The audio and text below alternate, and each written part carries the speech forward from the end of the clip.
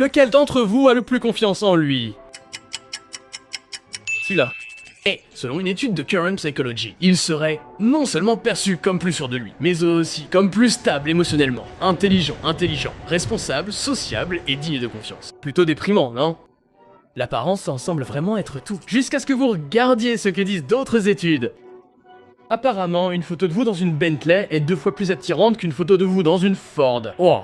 Une photo de vous associée à des traits positifs est bien plus attirante qu'une photo associée à des traits négatifs.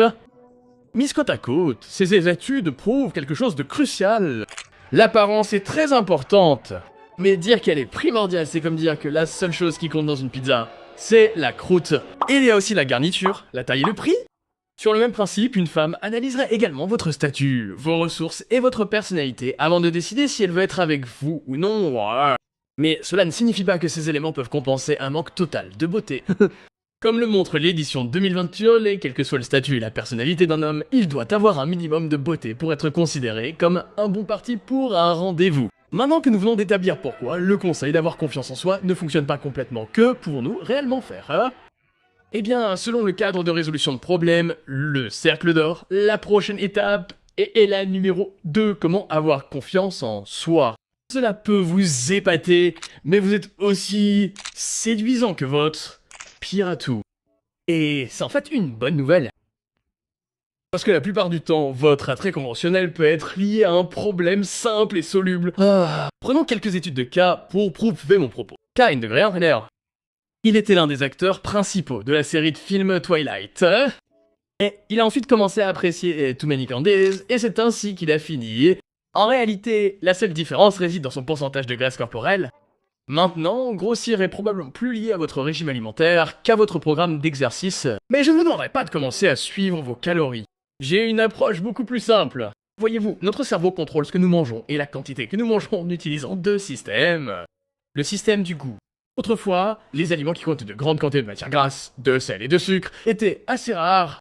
Notre cerveau a donc évolué pour nous récompenser grandement lorsque nous les mangions. Cela les rendait savoureux. Mais il y a aussi le système de la satiété. Voyez-vous, notre corps est en fait capable de transformer certains glucides en acides aminés, certains acides aminés en matières grasses, etc. Tout dépend de ce dont il a besoin à ce moment-là. Et il y a certains acides aminés et acides gras qu'il ne peut pas créer lui-même. Il doit donc l'épuiser dans certains aliments.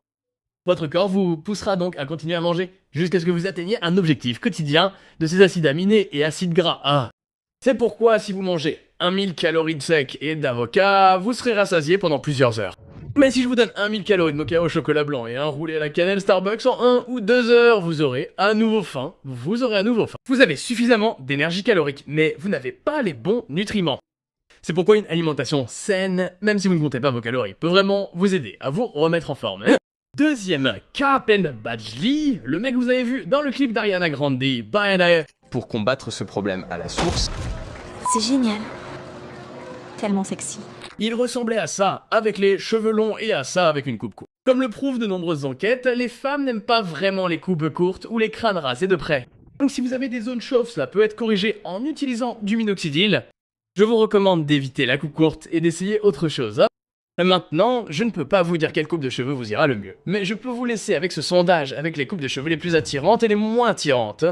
Vous pouvez tester l'effet de ces coupes sur vous en utilisant simplement ChatGPT ou tout autre AIS. Troisième cas, Michael B. Jordan. Il a été désigné comme l'homme le plus sexy du monde par le magazine People. Mais enlevez-lui sa barbe et vous verrez à quel point sa mâchoire en retrait devient incontestablement visible. Michael utilisait sa barbe pour cacher ses traits peu attrayants. Si vous avez également une mâchoire faible, vous pouvez vous laisser pousser la barbe ou le bouc.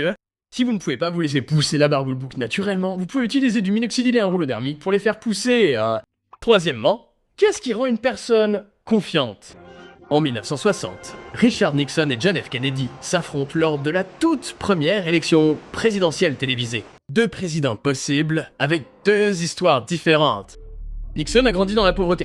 Son père tenait une simple épicerie, il a donc dû travailler enfant, adolescent et étudiant, tout en essayant de suivre ses études. Après l'université, il s'est même engagé dans la marine américaine et a aidé les troupes à remporter la Seconde Guerre mondiale. Nixon était un homme du peuple. JFK, en revanche, venait d'une famille irrationnellement riche. Son père était un riche homme d'affaires et un puissant diplomate qui s'assurait que son fils finirait en politique. JFK a grandi sans avoir la moindre idée de ce que signifiait être un homme ordinaire. Leurs débats allaient et venaient sur des sujets tels que l'économie, la politique et la guerre froide actuelle. Mais après des heures de débat, leur discussion a finalement pris fin. Il était maintenant temps pour le peuple de décider qui allait être le prochain président du pays le plus puissant du monde. Et pourtant, c'est à ce moment-là qu'une chose étrange s'est produite.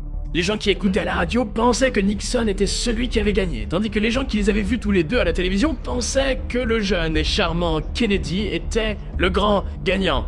Fier de fournir des installations pour une discussion sur les problèmes de la campagne politique actuelle des deux principaux candidats à la présidence. Et honnêtement, nous aurions probablement pensé que JFK avait gagné aussi, ce qui pourrait vous faire penser que nous sommes de retour à la case départ. Le mec le plus jeune et le plus beau gagne rien qu'en utilisant son apparence.